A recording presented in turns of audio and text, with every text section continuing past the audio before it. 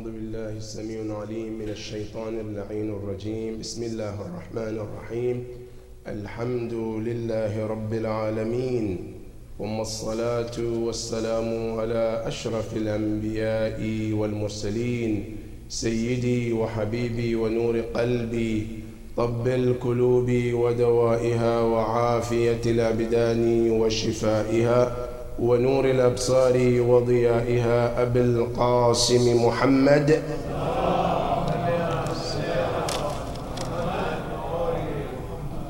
وعلى أهل بيته الطيبين الطاهرين المعصومين الذين أذهب الله عنهم الرجس وطهرهم تطهيرا.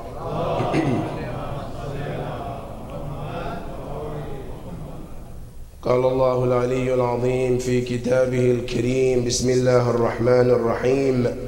وسارعوا إلى مغفرة من ربكم وجنة أرضها السماوات والأرض أعدت للمتقين الذين ينفقون في السراء والضراء والكاظمين الغيظ والعافين عن الناس والله يحب المحسنين، والذين إذا فعلوا فاحشة أو ظلموا أنفسهم ذكروا الله فاستغفروا لذنوبهم ومن يغفر الذنوب إلا الله ولم يصروا على ما فعلوا وهم يعلمون. صدق الله العلي العظيم. اللهم صل على محمد.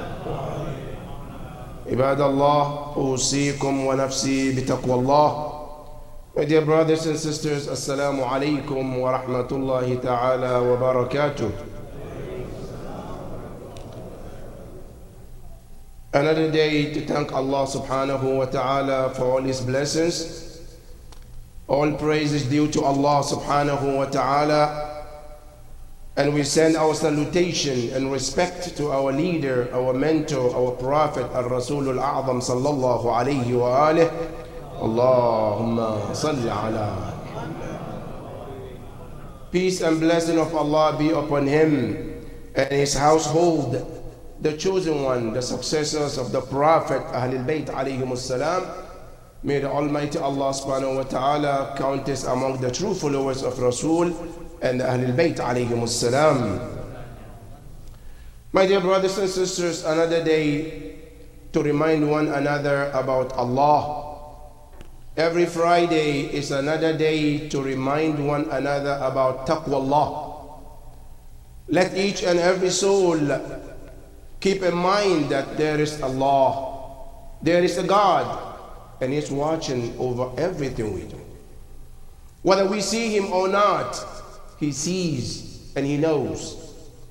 Whether it's in private or in public, Allah says, I see it. And we can learn from Luqman al-Hakim when he was talking to his son. He said, Ya bunayya in taku mithqala habbatin min khardal fatakun fis samawati aw fil ardi ya'ti biha Allah. Say, my son, don't be misled by thinking that I have done some deeds. Nobody saw me. It happened in private. Nobody knows it. He said, any deed that you do, even in the heavens, he said, Allah said, I will bring it to your attention Yawm al-Qiyamah. Whether it be a good or bad, you will see it Yawm al-Qiyamah. And Quran confirms in Surah Al-Zalzala, where it says, فَمَنْ يَعْمَلْ مِثْقَالَ ذَرَّةٍ خَيْرًا يَرَى. The size doesn't matter to Allah. If it's done, you will see it Yawm al-Qiyamah. If it's good, you will see it Yawm al-Qiyamah. If it's bad, the same thing. We pray to Allah subhanahu wa ta'ala to help us to do the good things, Ya Rabbal Alameen. My dear brothers and sisters, our khutbah today is 5 qualities that can lead you and I to Jannah from the Quranic point of view. We all pray and fast and go to everything we can do, Hajj, Zakat. At the end, we hope that will help us to get to Jannah.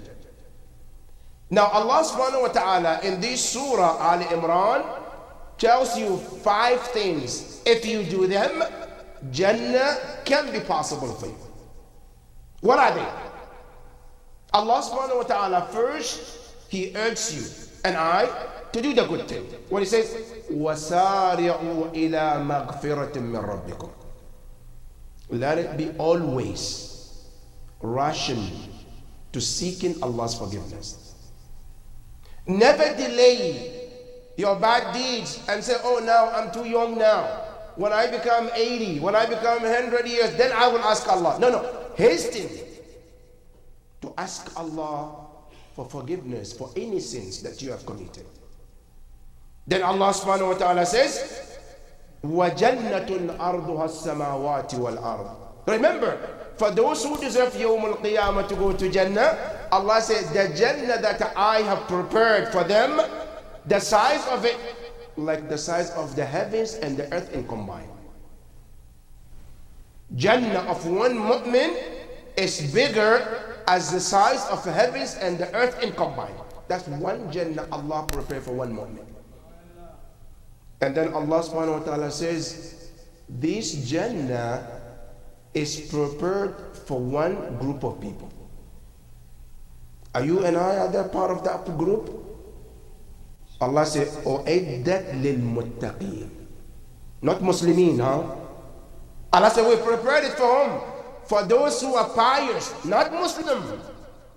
Because remember, Muslim, I can be a Muslim, but Yawm al-Qiyamah, I can be punished in the hellfire first, before if I may deserve Allah's mercy.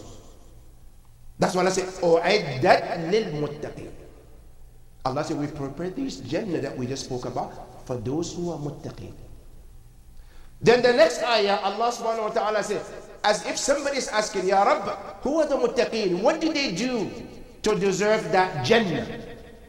Here is where Allah tells you 5 qualities. Those 5 things. Number 1, Allah subhanahu wa ta'ala said, الَّذِينَ يُنْفِقُونَ فِي السَّرَّاءِ وَالضَّرَّاءِ. Those have a custom of spending and giving whatever Allah subhanahu wa ta'ala has blessed them. Any blessing that Allah gave them, they constantly give it, but they don't give in only one situation, which is what? When everything is good, my business is booming, life is good, now I'll give. If things turns upside, no, I'm not gonna give. Allah subhanahu wa ta'ala said, those mu'minun yunfiquna fi sarra, they give during the ease time. Business is good, they still give. Life is good, they still give. Wadara, when things are difficult, they still give. And by the way, brothers and sisters, you know the sadaqah that Allah loves the most is the sadaqah that comes from someone who doesn't have much. Allah loves that sadaqah more than the person who owes Allah and he gives. And that is why when you go to the Quran, you see Allah subhanahu wa ta'ala valued the sadaqah of Imam Ali alayhi salam, because Imam Ali was not a rich guy. There were rich people in that time, but they were not as coming forth to give. So Allah says, those who constantly give during difficulty and during ease time. That's the first quality. However, when we say giving, many oftentimes we think about money. When Allah says yunfiqun, they give, it's not always money. Al-infaq, you are to give everything Allah ever bless you with. Sometimes Allah bless me with a lot of time in my hand. That time can be infaq fi sabilillah. I put that time in a volunteer at the masjid as a center where I can do things for that masjid. That is called infaq fi sabilillah. Sometimes infaq fi sabilillah can be a knowledge Allah bless you, where others might need the knowledge. You share the knowledge, is considered infaq fi sabilillah. Sometimes infaq fi sabilillah can be just a smile you do in the face of others to change their day. That is also infaq fi sabilillah. Somebody's having a bad day. I look at them, I smile on their face. No, somebody is sick, I visited them. That time is considered infaq fi sabilillah. It's not always about money. There are certain little things we can do, and it's considered what? الَّذِينَ يُنْفِقُونَ فِي السَّرَّاءِ وَالضَّرَّاءِ. And that is the first quality of the people of Jannah. That's number one. Number two, then Allah subhanahu wa ta'ala says, وَالْكَاظِمِينَ الْغَيْظَ. Those who try as much as possible to restrain their anger.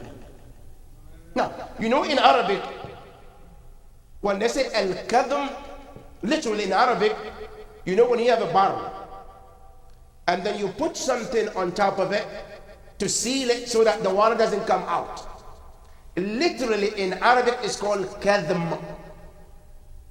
Then later on, they started to use the same word kadhim for a person who has an anger in their heart, but they restrain themselves from getting the anger out. They call them also kadhim. Al-Quran always teaches us to learn how to be sabur, patient. A lot of people got into trouble because of lack of patience. And not only just people, even some prophet, they got in trouble because of lack of patience. You and I, we read in Salatul Ghufayla about Nabi Allah Yunus. What did Allah talk about him? وَذَنُّونِ إِذْ ذَهَبَا مُغَاضِبًا غَضَبًا فَظَنَّ أَن لَّن نَّقْدِرَ عَلَيْهِ.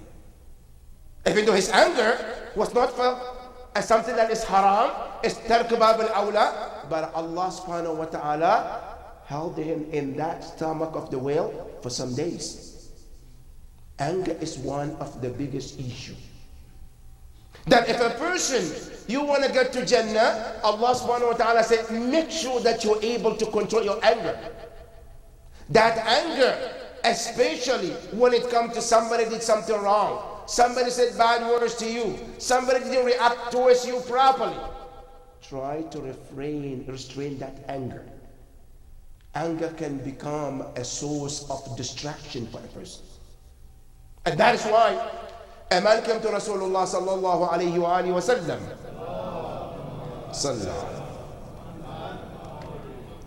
And he said, Ya Rasulullah, I want you to advise me. Awsini, advise me. Rasulullah looked at him and said, La taghlab. Don't be angry. Then he said, Ya Rasulullah, awsini. What else? He said, La taghlab. Don't be angry. Awsini. He said, La taghlab 3 times. What else? He said, that's it. If you are able to control the anger and become among those who are patient, Allah said, you got me. How did you get Allah? Because Allah said, Inna Allaha ma'a as-sabirin. There's never an ayah Allah said, Inna Allaha ma'al ghadibin. Allah said, those who are patient, I'm always with them. As-sabr in every matter is important. Sometimes as-sabr in your ibadah. Sometimes as-sabr not to fall into sin. Sometimes as-sabr with your brothers and families. Because sometimes we all got these challenges. You know, whether we like it or not, Allah tests you. Sometimes in your family, somebody always gets on your nerve. Sometimes your cousin, sometimes your brother, sometimes it's a friend. Right? They always get on your nerve. Now what are you going to do? Now listen to the Quran. Allah subhanahu wa ta'ala says, وَكَذَلِكَ جَعَلْنَا بَعْضَكُمْ لِبَعْضٍ فِتْنَةً أَتَصْبِرُونَ. Allah said, we made some of you to become a test for you. That is sometimes your son, right? Maybe you have 3 sons, 4 sons, girls, right? But one son always get into trouble to get you on the urge so you can react. That's your test. Now how do you do? Al-Quran says, try to refrain from being angry. وَالْكَاظِمِينَ الْغَيْظَ. And that is why our 7th Imam, Imam Musa, alayhi afdalu salatu wassalam, is called Al-Kadhim. Allahumma salli ala. He always hides his anger. And that is quality number 2. Number 3, it says, وَالْعَافِينَ عَنِ النَّاسِ. Those who always try to forgive others for wrongdoing that they did to them. It's one of the great qualities that you can look at yourself, you see somebody wrongs you, and you have every right to be angry. But then you look at them, you forgive them. That akhlaq is very important. The way we always want Allah to forgive us, Allah said, I want you to forgive my creation too. Man la yarham, la yurham. You want Allah's mercy, but I'm not having mercy for Allah's creation. Allah said, then don't expect my mercy upon you if you don't have a mercy upon my creation. You having mercy upon others and forgiving them, it brings you closer to Allah subhanahu wa ta'ala. There's a narration from Imam Ali alayhi afdalu salatu wassalam. Salli ala. Where Imam Ali says, ثلاثة من كن فيه كان فيه أخلاق الأنبياء. Three qualities. If you have it, it's a you are given the qualities of prophet. That those qualities, only prophet can have it. And if you have it, you are in the line of the prophet. What are they? It's a number one. Al-afu amman zalamak. Find a place in your heart to forgive he who wrongs you. You see the Prophet sallallahu alayhi wa alihi wa sallam. Allahumma salli ala.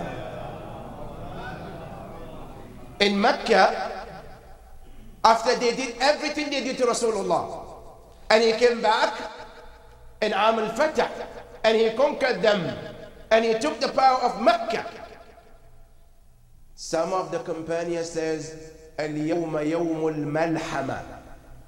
Today is the day of revenge. The Prophet said, La. Al-yawma yawmul marhama. Today is the day of mercy. Those who hurt us, we're not going to hurt them back. We're going to have mercy upon them. Now, one thing, brothers and sisters, you know, when somebody did wrong, Islam tells you you can also revenge as the same way that they did you. You have a right to do that. But ayah in the Quran says in the way that it says, مَنْ اعْتَدَى عَلَيْكُمْ فَاعْتَدُوا عَلَيْهِ بِالْمِثْلِ. When somebody transgresses you, Quran says, you can also transgress. Meaning what? It's the same thing. Right? But then the ayah says, وَإِن تَعْفُوا وَتَسْفَحُوا فَهُوَ خَيْرٌ لَكُمْ. But if you are able to go, forgive, Allah said that's much better for you. Al-afu, forgiving others, is the one of the keys. Where the Prophet says, Imam Ali says in the hadith, Al-afu amman zalamak. Number two, it says, وَقْتِ مَنْ حَرَمَكَ. Somebody, you wanted something from them. You went to them, can you help me? And you know they are in the position they can help, but they refuse to help you. For whatever reason. Now life changed. They come to you, they want the help from you. You can turn them down too. But then you look in them in the eye and help them when you know they refuse to help you when you needed help.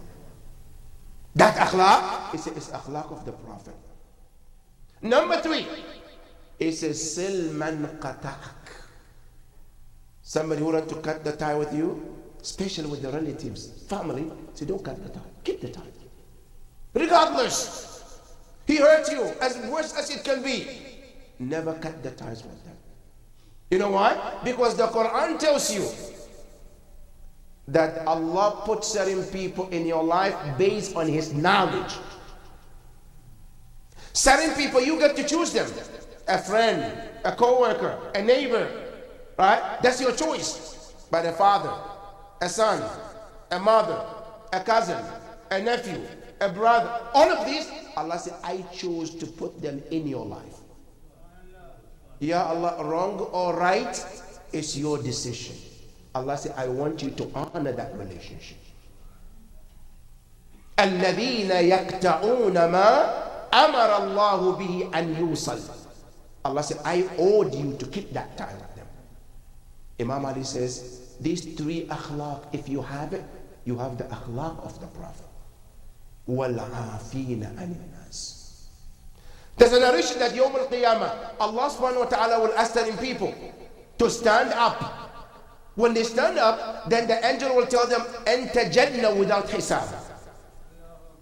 Then they will be, other people will be asking, why do they have to go to Jannah without hisab?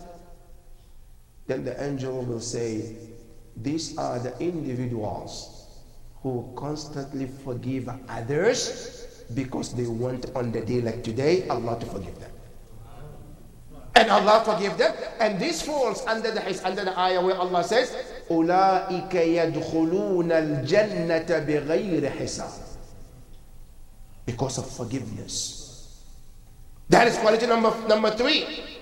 Number 4, Allah subhanahu wa ta'ala says, وَاللَّهُ يُحِبُّ الْمُحْسِنِينَ.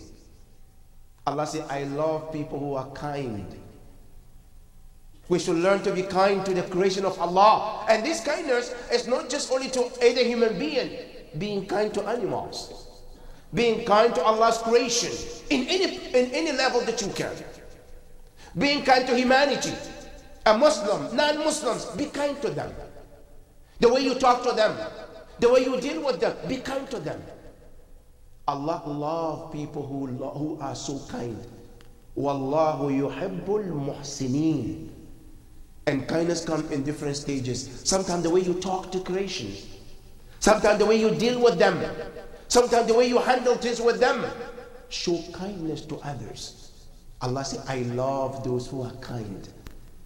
And that is quality number 4. Quality number 5, Allah says, وَالَّذِينَ إِذَا فَعَلُوا فَاحِشَةً.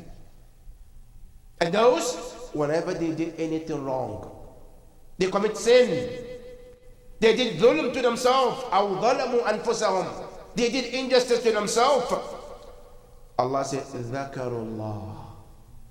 They immediately remember Allah. And then when you remember Allah, فَاسْتَغْفَرُوا لِذُنُوبِهِمْ. Immediately ask Allah for forgiveness.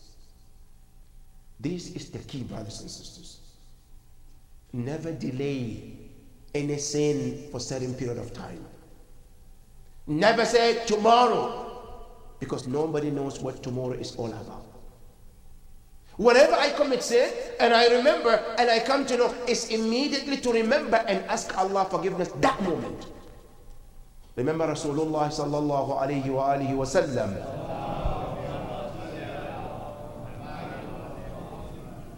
He reminds us in one hadith, he said there are 2 things, never delay them in your life. No circumstance can ever come in your life to allow you to delay those 2 things. What are they? He said number 1, عَجِّلُوا بِالصَّلَاةِ قَبْلَ الْفَوْتِ.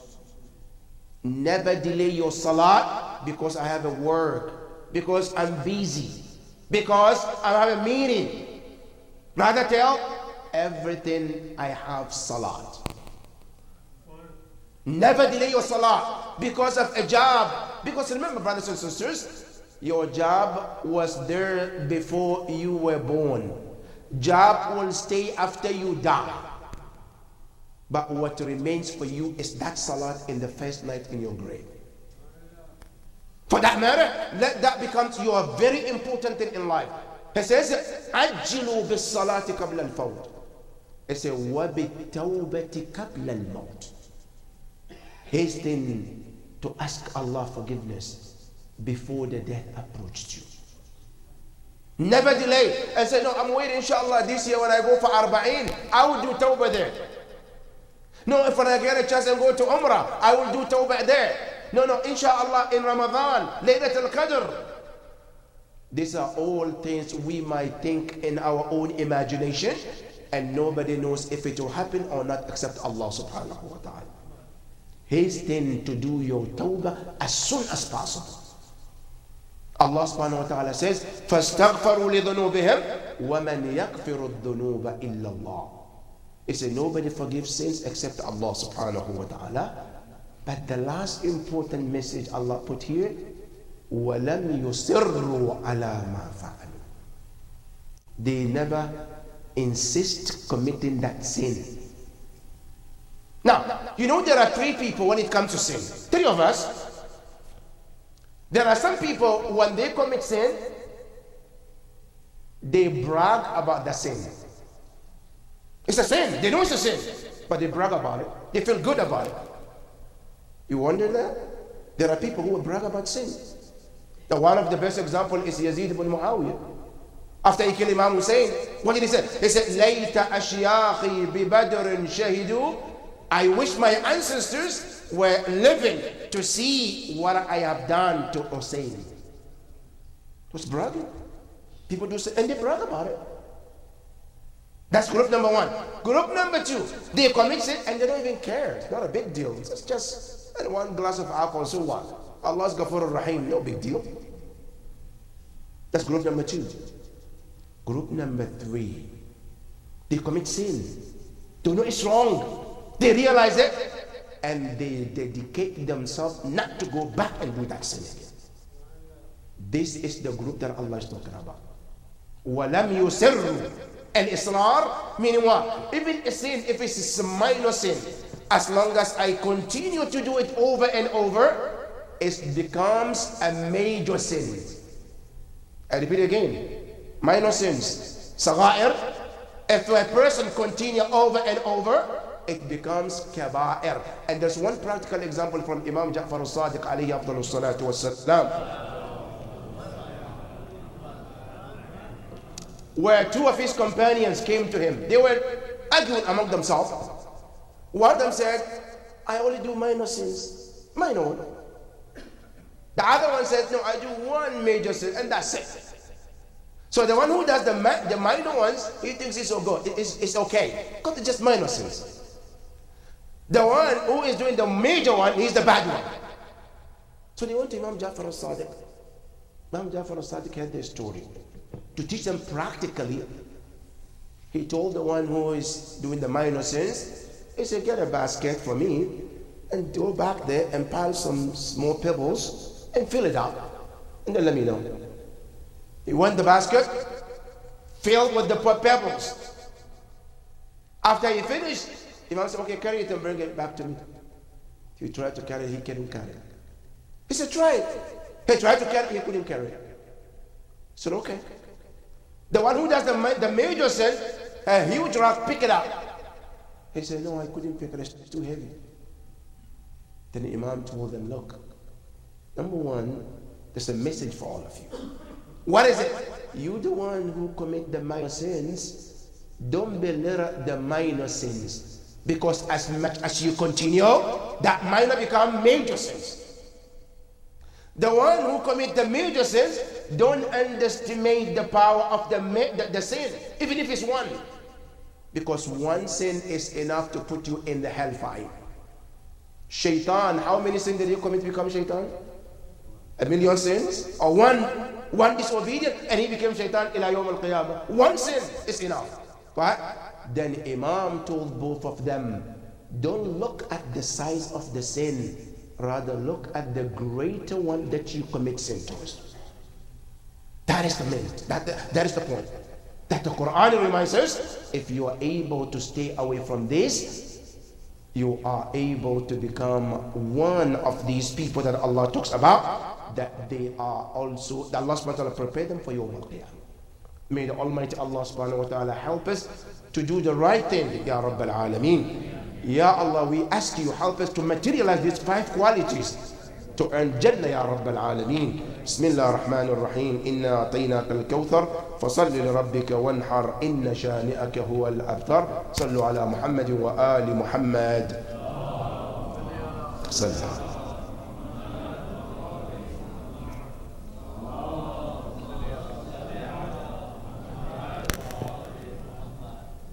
Allah.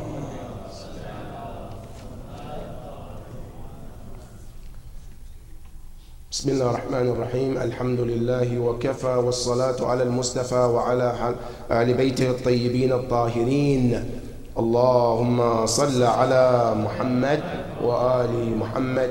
اللهم صل وسلم على أهل بيت نبيك.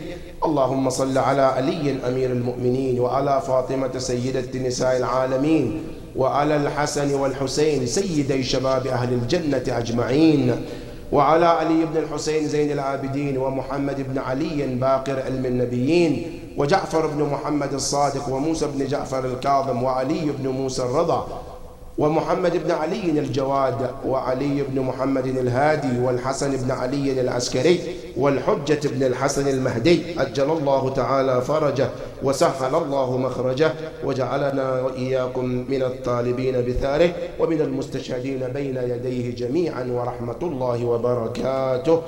الله. My dear brothers and sisters, please, if you can move forward, there's more space here so that brothers can come, please. Go all the way so that we have enough space for everybody. صلوا على محمد وآل محمد.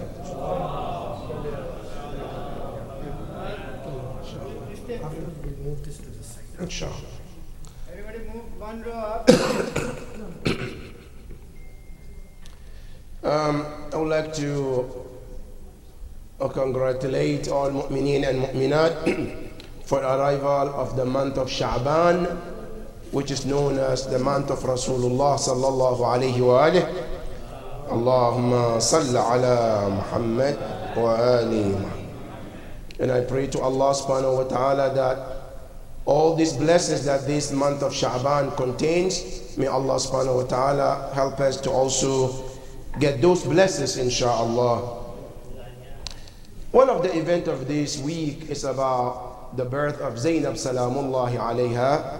Allah.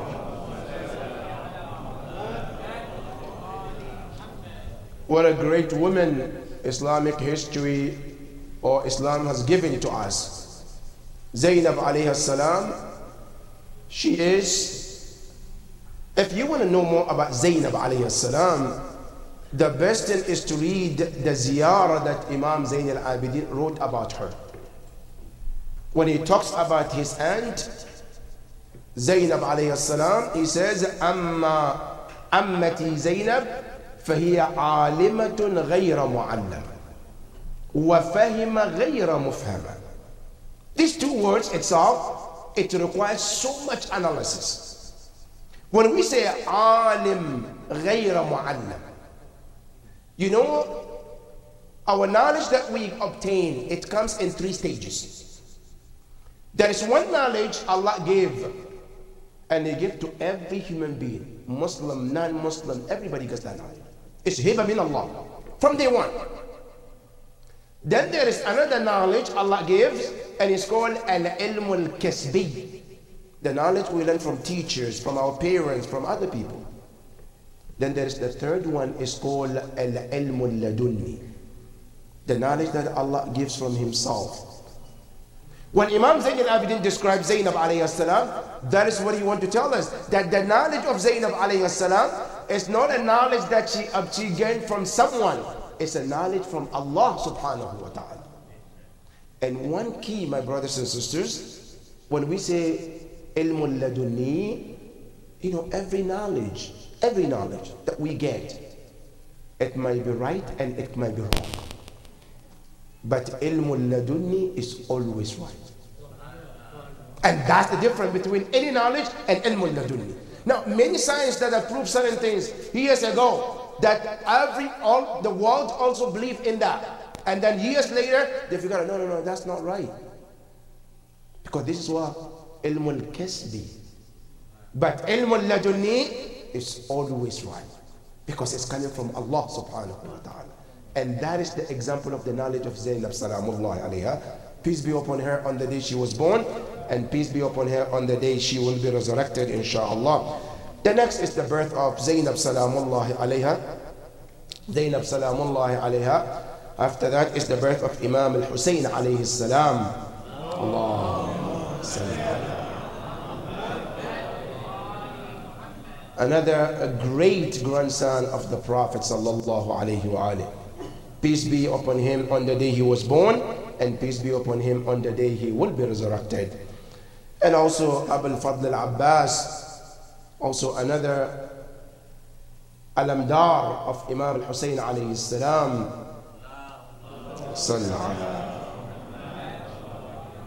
So peace be upon him on the day he was born and the day he will be resurrected as well. And the last not the least is also the birth of Imam Zayn al-Abidin, Salamullahi alayhi. Allahumma salli ala. These are the Anwar al-Sha'baniyya, the lights that Allah subhanahu wa ta'ala bless us in this holy month. I pray to Allah subhanahu wa ta'ala that we learn from them and practice their teachings, inshaAllah. The last not the least is the death of our dear brother, Brother Ali Asghar Agha, that we all know.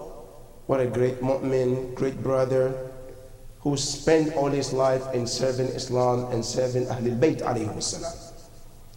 Many of us in this center know him and what he brings during the month of Ramadan, especially during the Ayyam al-Qadr, with his beautiful voice, that when he reads that beautiful dua, and especially when he adds to Nada Aliyan, it's a great loss to our community.